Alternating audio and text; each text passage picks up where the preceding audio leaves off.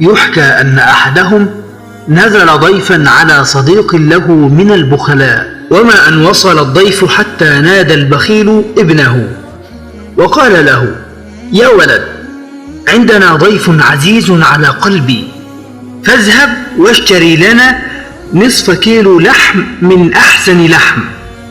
ذهب الولد وبعد مدة عاد ولم يشتري شيئا، فسأله أبوه: أين اللحم؟ فقال الولد: ذهبت إلى الجزار وقلت له: أعطنا أحسن ما عندك من لحم. فقال الجزار: سأعطيك لحما كأنه الزبد. قلت لنفسي: إذا كان كذلك فلماذا لا أشتري الزبد بدل اللحم؟ فذهبت إلى البقال وقلت له: أعطنا أحسن ما عندك من الزبد. فقال: أعطيك زبدا كأنه العسل. فقلت: إذا كان الأمر كذلك فالأفضل أن أشتري عسلا.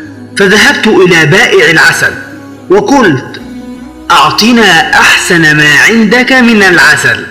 فقال الرجل: أعطيك عسلا كأنه الماء الصافي.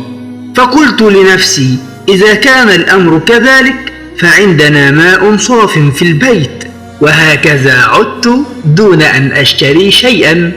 قال الأب: يا لك من صبي شاطر، ولكن فاتك شيء، لقد استهلكت حذاءك بالجري من دكان إلى دكان. فأجاب الابن: لا يا أبي، أنا لبست حذاء الضيف.